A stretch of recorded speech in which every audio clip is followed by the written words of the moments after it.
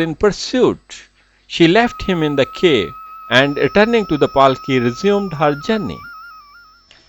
Suspicion was however aroused, and on being closely questioned at Rani Chakka village grove, the Rani confessed that she had given birth to a son and left him in the cave. The Wazir and Prohit at once went back and found the young prince with a number of mice surrounding and keeping guard over him. And from this circumstance, he was named Moshun Varman. This cave is having a Suraj Pankha, that is, a sun engraved naturally over the rock. Having recovered the child, the party proceeded on their journey to Kangra. There the Rani took up her residence in the house of a Brahman, whom she made her guru, and remained 8 or 9 years under his protection, without disclosing his identity. One day, the boy happened to tread on some flour sprinkled on the floor, and the Brahmin, on seeing his footprint, recognized it to be that of a royal person, and the mother being questioned made known her relationship to the Brahmpura royal family. The Brahmin thereupon conducted her and the child to the Raja of Suket, who received them kindly and had Moshun Varman provided for and carefully educated. He grew up intelligent and brave, and received the Raja's daughter marriage, and with her as dowry a jagir in the Pargana of Pangana, that is Pangi, and other large presents.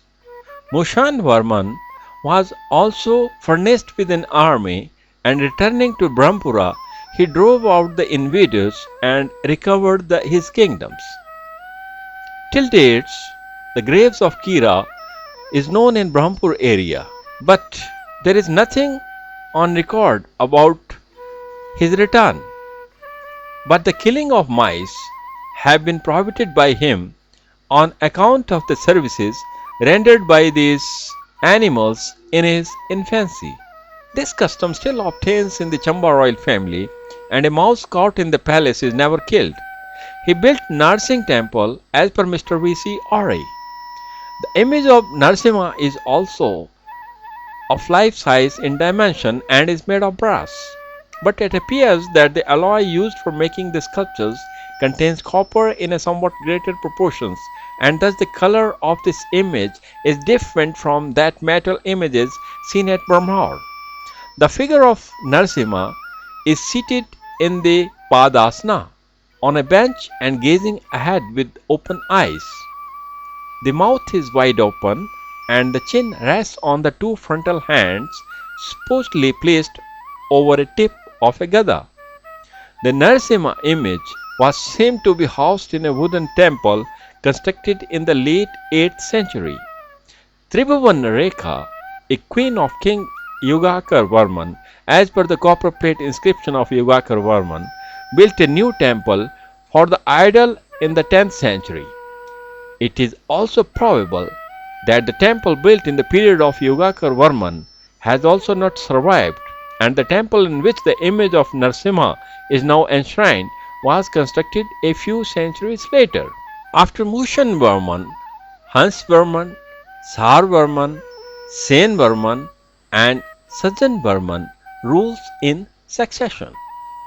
The name of Mrityunjay Varman do not find mention in the Vanshavali, but find mention on a rock inscription at Proliragala, through which the road from Bassu leads over the range Concord and thence by Concord Pass, that is the Bor Pass of the survey map, over the Dhauladhar to the Relu in Kangra district.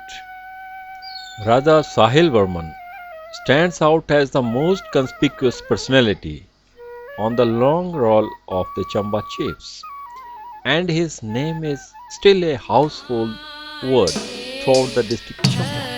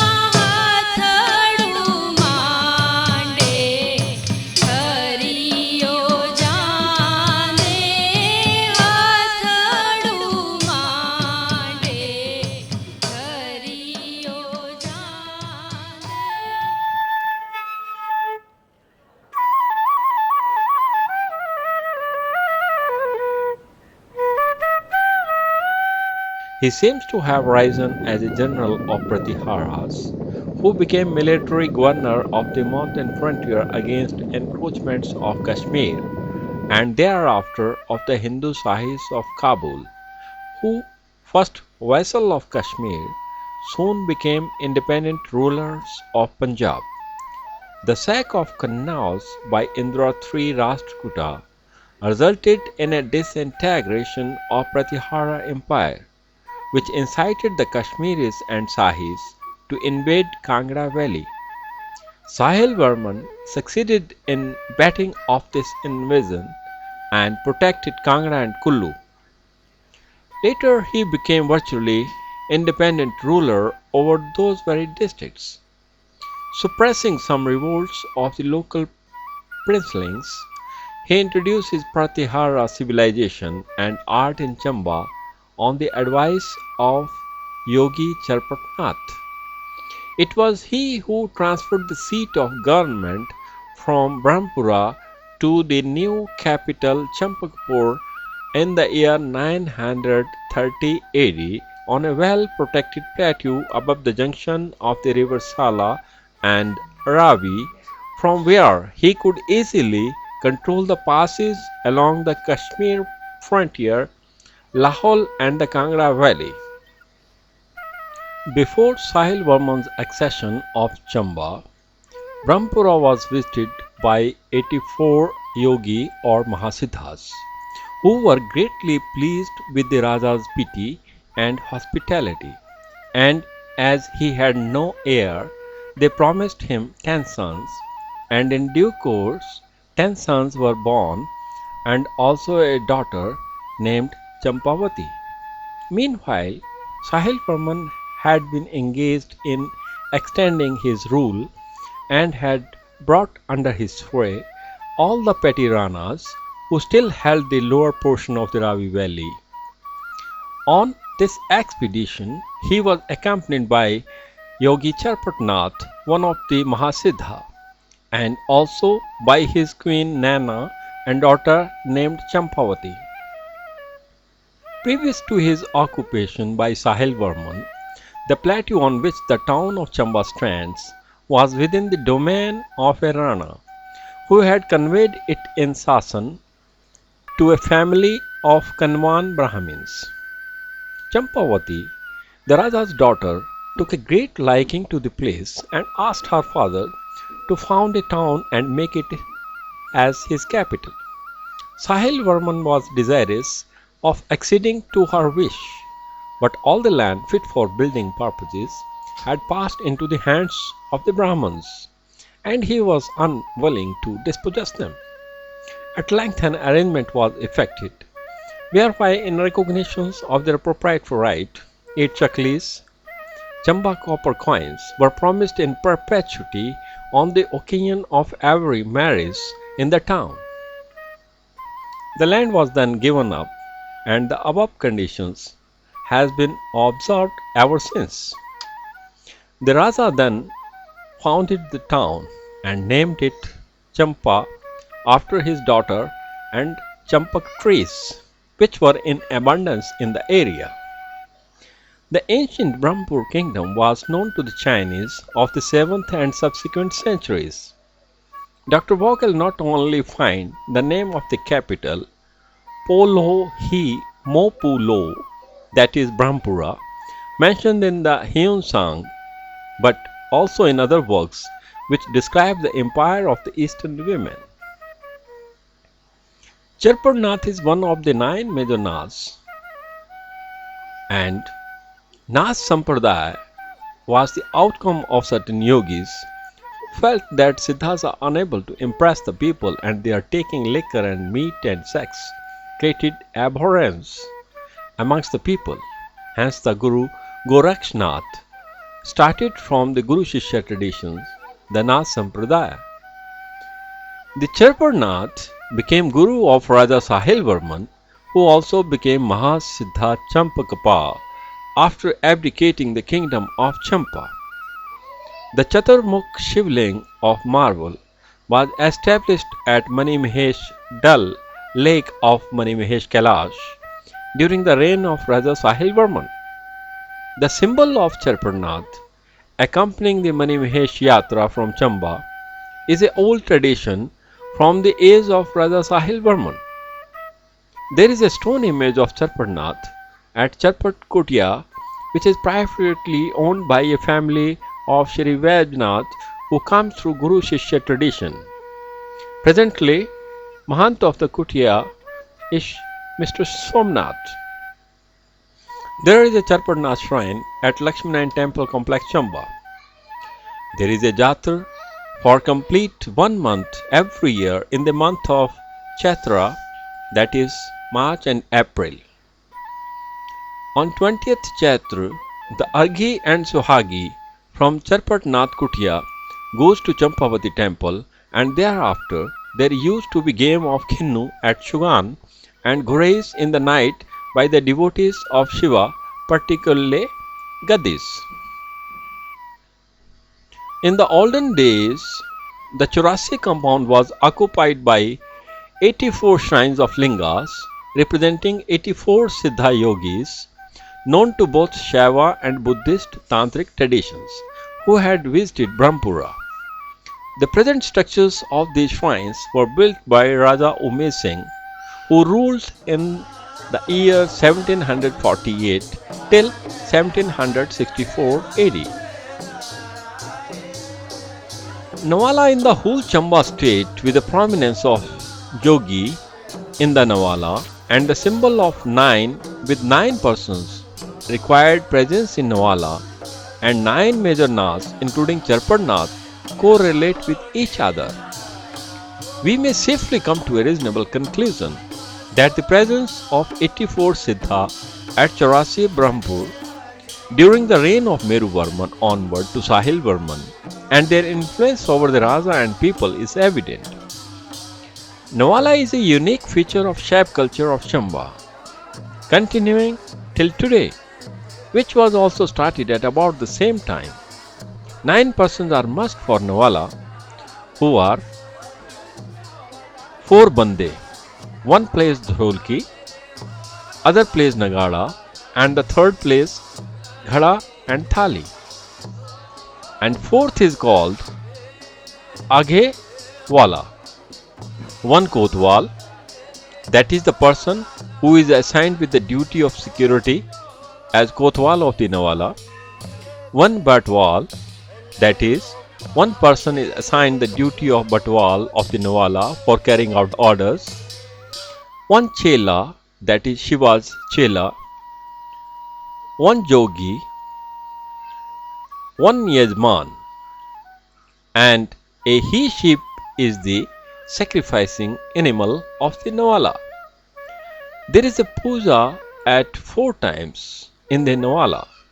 First at about 10 p.m., second at about 12 midnight, third at about 2 a.m., and fourth at about 4 a.m. The earliest archaeological remains seen in Chamba town, which was made capital of the state in 930 AD, is the foundation of a brick temple discovered in the present Lakshminarayan temple complex. Some of the bricks are on display in the Bhuri Singh Museum, Chamba. The average size of these bricks are 31 into 20.5 into 5 centimeters. These are datable to the post-Gupta period, most probably to the 8th century. The technique of making 5 bricks bearing the design of lotus petals and a simple geometric pattern suggests that the skilled workmen had come from the outside, because no other example of architecture in bricks related to the period prior to the 8th century is seen in Chamba. Chamba must have come under the control of King Meru Varman of Brahmpur. The earliest sculptures which have survived in this town is a marble or white stone image of Vishnu Chaturanana. It is under worship in a small and not very old shrine, which stands in the Lakshminarayan temple complex and known as Bhrudu Wale Lakshminath. This image of Vishnu Chaturanan, top on stylistic grounds, can be ascribed to the 8th century. The celebrated brass image of Vishnu Chaturanan, known as Hare Rai, is under worship in Nagara type stone temple at Chamba town. This temple is generally considered to have been built in the 11th century, but it appears somewhat late as is suggested by the style and quality of the decorative seen on it. The bronze is a superb piece of art, a well-balanced composition and perfect execution. It's three-fourths of life size in dimension and is unique as no other artistically comparable example has survived in the entire region of western Himalayas, including Kashmir. On stylistic ground, several scholars, including Dr. V.C. Ori, have ascribed it to 9th century. According to a well-known tradition in Chamba, the temple of Harirai existed in the town before Raja Sahil Varman had shifted the state capital from Brahmor to Chamba in 930 AD. The idol of Harirai thus seems enshrined in some other temple, probably a wooden architecture, before the construction of the existing temple. Prince Lakshman Varman, son of Salakara Varman, according to the joint copperplate grant of Soma Varman and Asta Varman, erected the existing temple in the reign of Raja Asta Varman. Stylistically, the brass image of the Harirai follows the traditions of the Kashmir sculpture, but it also exhibits several points of difference. One sees that the manner which dhoti is shown covering the right leg of the deity, while it leaves bare the left one much above the knee, is the peculiar idiom seen in the sculpture from Kashmir. Similarly, the back face, which according to texts represents Kapila, in spite of some grotesque features, shows competence of the artist to handle skillfully such works in a pleasing manner, similar to Kashmir sculpture. An interesting and pathetic legend has come down to us in connection with settlement of the new capital. There was no good and convenient water supply, and the Raja was anxious to meet this need. He therefore had a watercourse made from the Sarotha stream round the shoulder of the Shamdar hill behind the town. For some reason, the water refused to enter the channel prepared for it, and in accordance with the superstitious notions of the time, this was ascribed as supernatural causes. The spirit of the stream must be propitiated, and the Brahmins, on being consulted, replied that the victim must be either the Rani or her son. Another tradition runs that the Rani herself had a dream, in which she was directed to offer up Raja or her son or herself, whereupon the Rani pleaded to be accepted. The Raja was unwilling to accede to her wish and wanted to offer someone else, but she insisted that if there must be a sacrifice, she should be the victim. Her wishes prevailed, and accompanied by her maidens and bareheaded, as for Sati, she was carried up the hills to the spot Maluna, near the village Balota, where the watercourse leaves the main stream. There a grave was dug, and she was buried alive. The legend goes on to say that when the grave was filled in, the water began to flow, and has ever since flowed abundantly. Yugakar, the son and successor of Sahil Varman, mentions his mother's name Nana in the only copper plate of his reign which has been found. It was Nana Devi, and she was the Rani referred to. In memory of her devotion, a small shrine was afterwards erected by her husband on the spot where she is said to have sat down to rest. A Mela was appointed to be held every year from the 15th of Chat to 1st of Pesak. It is called the Suhi Mela and is attended only by women and children of all castes who in their gayest attire climb the steps to the shrine and there sing the Rani's praises and present their floral offerings. They were entertained at the Raja's expenses on this occasion during the straight time.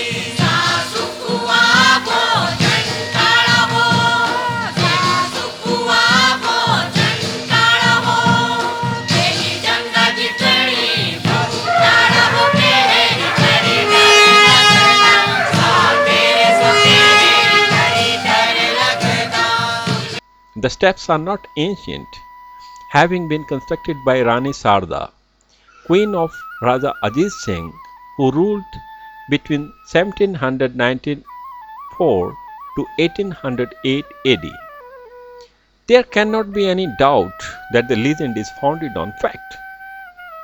Such sacrifice was quite in keeping with the spirit of the times, and it is noteworthy that the Mela has been held from time immemorial, affording strong proof of the truth of the story as related. It is significant, too, that although a death in the royal family during any other Mela necessitates its immediate suspension, this does not apply in the case of the Sui Mela, which is never interrupted. Another legend has also been handed down by tradition in connection with the founding of the Champavati or Chamesini temple, probably the first erected by Sahil Varman in Chamba. His daughter Champavati was of a religious disposition. Suspicion was instilled into her father's mind, and he followed her on one occasion with a drawn sword in his hand, only however to find that the house was empty. As he entered, a voice came from the stillness, upbraiding him for his suspicions and telling him that his child had been taken from him as punishment. His father commanded to erect a temple to her on the spot where he stood to atone for his sin and avert calamity from his house. The temple was accordingly built and named after his daughter, who is there worshipped as a goddess. It is regarded as the family temple of the Chamba Rajas, and a Mela has been held in connection with it from time immemorial, from 1st to 21st of Baisakh. It was customary for the ruling chief to make a daily visit during the Mela to certain temples in fixed rotation, always starting from and returning to that of Champavati. But this custom has now fallen more or less into disuse. Sahil Varman also erected several other temples in Chamba, which are still in existence. The earliest of these are believed to have been in Chandragupta and Kameshwara temples, built for two idols of Shiva, which the Raja took out of the Sal stream near its junction with the Ravi. This he did while bathing and under the guidance of Yogi Charpatnath. Of the other temples erected by Sahil Varman, the principal one is that of Lakshmi Narayana, and a marble image of Vishnu Chaturanan, bigger than life-size in dimensions, is under worship in it. According to the accounts in the Vanshavali of the Rajas of Chamba, Yugakar Varman, the son and successor of Raja Sahil Varman, brought block of marble for this image from Vindhya mountains. This was after an unsuccessful effort by 9 sons of the Raja, who were killed by the robbers while on way back to Chamba with a block of marble. The story also informs that in the first instance, the 9 sons of Sahil Varman were successful in bringing a block of marble, but on the cutting of the slab, it was found to contain a frog, and thus it was considered unsuitable for making the idol. This slab was therefore used for making smaller images. One of them is said to be the Trimukha or Triambakeshwar Mahadev, a Shivlinga with 3 faces, which is under worship in a temple standing in the compound of Lakshmi Narayan temple complex. The physiognomy of the face of this image is different from the face of figure of Lakshmi Narayana, and the necklace is also treated in a different manner. These two works of Lakshmi Narayana and Triambakeshwar Mahadev do not appear to be contemporary. The Triambakeshwar Mahadev appears stylistically to belong to early 10th century, but the image of Lakshmi Narayan appears to be somewhat later, or if it's work of the same period, it might have been made at some other center. The main figure shows Kashmir influence to a greater extent, while the modeling of the small figures, those of Gada Devi and Chabra Purusha, shown at the sides, follow the traits of North Indian style. The image of Lakshmi Narayana does not seem to belong to an early stage when the North Indian style of Pratiharya period had started influencing the sculptures in Chamba. In such a large-sized freestanding sculpture, it is not possible to show the Prabha Chakra in the usual manner as seen in the North India works. Moreover, physiognomy of the side figures Gada Devi and Chakra Purusha and their attenuated curved postures appear to follow the traits in vogue in later period in North India. This image remains garmented and profusely ornamented and only a small part of the halo and the crown can be seen. This is also stated that the brass image of Garuda at Chamba was brought by the Chamba force from Balawar, Basoli state. The image of Garuda is not contemporary to the image of Lakshmi Narayana. The Garuda image seems to belong to the period mid-10th to mid-11th century. The Lakshmi Narayana temple once had a wooden mandapa which was renewed by Pratap Singh Varman in 1582 and replaced by an stone structure in the late 19th century by Pandit Durgu and Gyana, barber to the king, undertook the repairs in 1579. Sahil Varman must also have erected the original palace at Chamba town and it doubtless occupied the same site as the present building. In all matters connected with the settlement of the new capital, the Raja was guided by the advice of the Yogi Charpatnath, and in recognition of this, a shrine was afterward erected to him near the Lakshminarayan temple where puja is done morning and evening. At Brahmor, Raja Sahil Varman rebuilt Mary Varman's Shiva temple as the Manimahesha. All these new stone temples are of the heavy Shikhara type of the high Pratihara period, decorated only by means of wall ASEAN reduplicated miniature Shikhara shrines in relievo and very few rather clumsy reliefs. But they are the mightiest and most numerous group of medieval temples in the whole Himalaya. Temples of Chamunda in the town is also ascribed to the period of Sahil Varman. Sahil Varman is also said to have built the Chandrasekhar temple at Saho for an linga found in the Sal stream near that place. But this is incorrect. The sculpture seen at Saho had been made in the style which were in vogue in Chamba. A discussion of this sculpture here is thus appropriate to our knowledge of Chamba sculpture belonging to later period seen in Chamba town. The earliest of surviving sculpture of Saho is of the second half of the 9th century, which appears in the scheme of architecture of the temple dedicated to god Chandrasekhara.